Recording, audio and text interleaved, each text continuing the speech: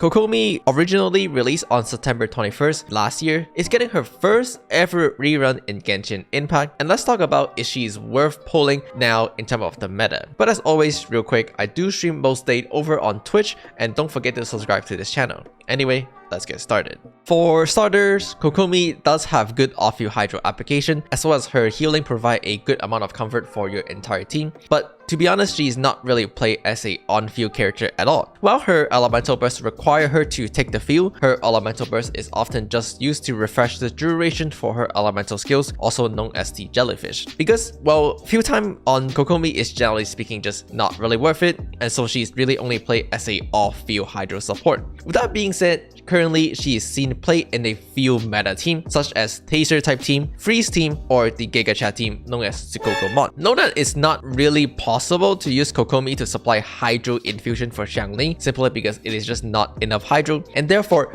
Kokomi cannot be used as a replacement for a child. It just does not work, and these are two separate characters. However, the problem here is that Kokomi is not irreplaceable in the former two team. Noticeably, in Taser's team, the loss of Sucrose or Xingqius could be a huge DPS decrease. On the other hand, for Freeze teams, using Mona as a replacement can serve perfectly fine. And while Kokomi is irreplaceable in the team Sukokomon, pulling for Kokomi just to play Sukokomon is not recommended at all, because while that team is pretty meta, it does have some amount of issues, namely the execution of the team is just way too dang. It is more a team that you can play if you do own Sukokomon, or rather if you do own Kokomi, but it's not a team to pull for. Like, nobody really pull Kokomi to play Sukokomon, unless you're like a super Giga Chat or something. With that being said, because Taser team doesn't care too much about Kokomi, and Mona can serve perfectly fine as a Kokomi replacement in Freeze team, with Mona being on the standard banner, which you can get upon losing a 50-50. Personally, I'm slightly against pulling Kokomi for immediately meta reasons. Overall, because of that, I would say that Kokomi has a value rating of 2.5 out of 5, slightly lower than average. But do know that this is a value rating. In terms of power, she is quite balanced and is quite powerful. To be honest, that's actually it.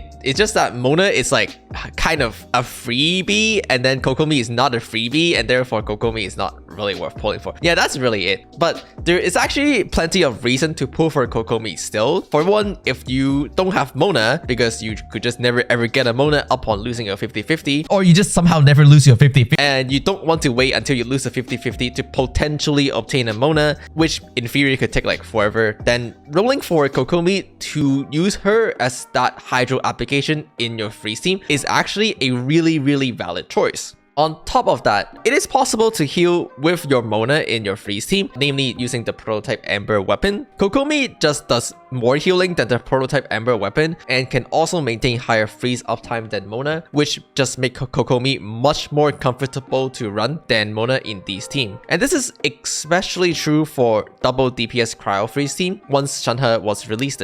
Back when Wakana Freeze team was first found, Diano was often used as the second Cryo characters in that team, which also served as a healer. But with the popularity increase in double DPS Cryo Freeze team, namely those are Ayaka Ganyu or Ganyu Shanhe or Ayaka Shanhe, or maybe even just using Rosaria, the removal of Diona mean that we don't get the healing from Diona anymore, and because of that, a lot of people might prefer to run Kokomi, which is a perfect replacement here, as Kokomi do both the hydro application and healing. Once again, Kokomi is not required because Freeze team often take less damage anyway than other team because the very powerful CC known as Freeze, but also because, well, prototype Ember could just be used as a healing source. But with that being said, Kokomi does provide a increased amount of comfort when it comes down to running Freeze team, especially for double crowd DPS. And to be honest, some people might just prefer to run double crowd DPS to push DPS compared to running a typical Mona Diona comp when they care about healing. So in these cases, Kokomi does work really well. Overall, the reason why you would care for a Kokomi in terms of meta reason could easily be summarized in the following. 1, you don't have Mona and you don't want to wait to